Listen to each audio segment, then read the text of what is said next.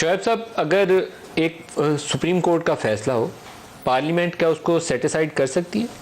कोई तरीकाकार क्या है? 2/3 मेजोरिटी से कर सकती है या नहीं कर सकती? सिंपल मेजोरिटी से ये जो रेजोल्यूशन पास किए हैं इसकी क्या हैसियत है? देखें, पहली बात तो यह है कि जब सुप्रीम कोर्ट फैसला दे दे तो उसको पार्लियामान 2/3 मेजोरिटी से भी नलीफाई नहीं कर सकती। हाँ, एक तरीकाकार हो सकता है जो उसमें नहीं कर सकती। ना ही करारदाद के जरिए सुप्रीम कोर्ट की जजमेंट को नलीफाई कर सकते हैं और ना ही करारदाद के जरिए सुप्रीम को जो आइन है उसकी मुअत्तली कर सकते हैं या उसको चेंज कर सकते हैं। देखें, एहसन इकबाल साहब जो गुफ्तगू फरमा रहे थे, मैं उसको सुन रहा था। क्या पार्लियामान के पास कोई तरीकाकार होता है? सुप्रीम कोर्ट के फैसले को थोड़ी सी उसकी वजाहत कर दें, फिर आगे आते हैं। क्या पार्लियामान के पास कोई तरीकाकार या कोई ताकत होती है सुप्रीम कोर्ट के फैसले को अंडू करने की? सुप्रीम कोर्ट की जजमेंट को नलीफाई करने का अख्तियार होता है। उसके इम्पैक्ट को, जो रीजंस उन्होंने दी हैं, उस रीजंस को चेंज करें आइन में तरमीम करके, तब तो मुमकिन होता है। मसलन मैं एक मिसाल देता हूं। सुप्रीम कोर्ट ने कहा कि आर्टिकल 224 ये कहता है कि 90 डेज में इलेक्शन होने चाहिए, इसलिए हर हाल में 90 डेज में इलेक्शन कराएं।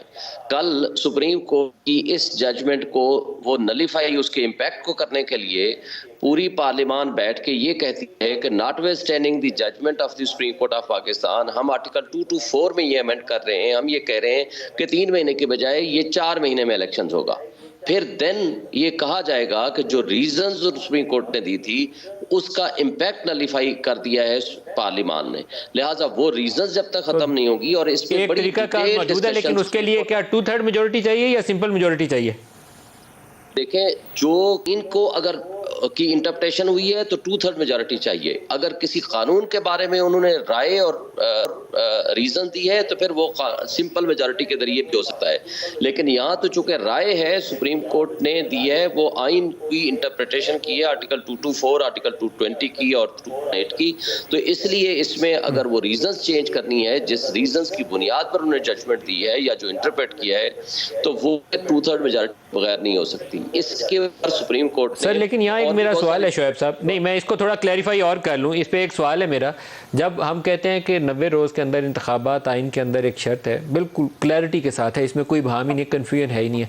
लेकिन सुप्रीम कोर्ट ने अपने हुक्मनामे के अंदर 30 अप्रैल का हुक्म दे के और 14 मई का दे के हुक्म, क्या आर्टिकल 254 को इन्वोक नहीं कर दिया? खुद से उसकी लीगल जस्टिफिकेशन नहीं दे दी कि minimum possible, bare minimum deviation के साथ आप इलेक्शन में चले जाएं? तो उन्होंने आर्टिकल 254 तो खुद से इन्वोक कर दिया। जी, उन्होंने इसलिए इन्वोक किया कि उसके लिए सुप्रीम कोर्ट की एक जजमेंट आ चुकी है कि अगर 254 भी वहां लागू होगा जहां कॉन्स्टिट्यूशनल रीजंस अवेलेबल होंगी और वो कोर्ट उसको कर सकती है। इसमें कॉन्स्टिट्यूशनल रीजंस जो हैं वो ये थी कि इलेक्शन कमीशन ऑफ पाकिस्तान ने आकर ये कहा था, जो 1 मार्च का फैसला है उसमें मेंशन भी है, ड्राफ्ट 13 और 14 में उन्होंने कहा कि मिनिमम हमें 52 से 54 डेज चाहिए अपने इलेक्शन शेड्यूल को कंप्लीट करने के लिए, जिसमें अपीलें हैं, तफसीलात की बात होगी ना। लेकिन सुप्रीम कोर्ट ने उस पर मोहर तो लगा दी, वो 254 को इन्वोक कर दिया उन्होंने। ये तो मेरा सबसे बड़ा सवाल यही है कि सुप्रीम कोर्ट ने दरवाजा खोला क्यों? कहते 90 रोज के अंदर इलेक्शन कराओ, नहीं तो घर जाओ। जी, बेहतर तो यही होता, लेकिन उन्होंने सुप्रीम कोर्ट ने फैसिलिटेट किया क्योंकि इसमें वेस्टेड और फंडामेंटल राइट्स हैं उन कैंडिडेट्स के, उन लोगों के जिन लोगों ने अपना राइट ऑफ फ्रेंचाइज इस्तेमाल करना है। तो इसलिए उसमें जल्दी में कोई ऐसी गलती ना हो जाए कि लोगों का राइट ऑफ वोट डिस्टर्ब हो।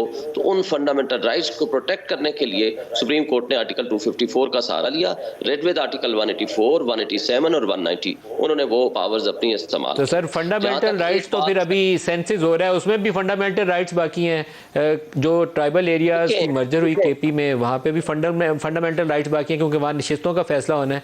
जो बलूचिस्तान के तहफ़्फ़ुज़ात थे उनके भी अभी फंडामेंटल राइट्स तय होने बाकी हैं।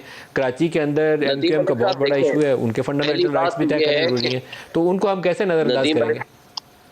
पहली बात तो ये है कि ये क्वेश्चन के आर्टिकल 224 में अभी फॉर द टाइम बीइंग हम प्रिज्यूम करते हैं कि सुप्रीम कोर्ट की कोई जजमेंट नहीं है।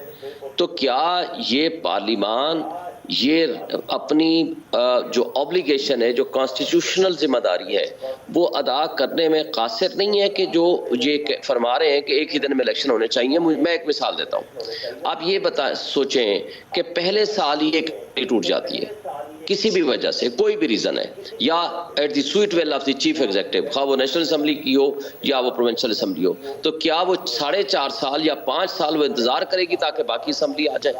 आईन बनाने वालों ने इसलिए उसका दरवाजा खुला रखा है आर्टिकल 224 में कि जो भी असेंबली डिसॉल्व होगी उसके इलेक्शंस 90 डेज में हो जाने हैं हर हाल में।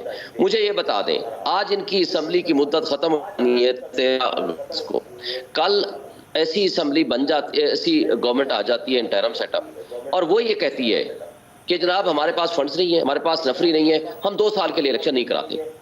जो ये मिसाल कायम कर रहे हैं, मुझे ये बताएं, ये मिसाल आगे नहीं चलेगी?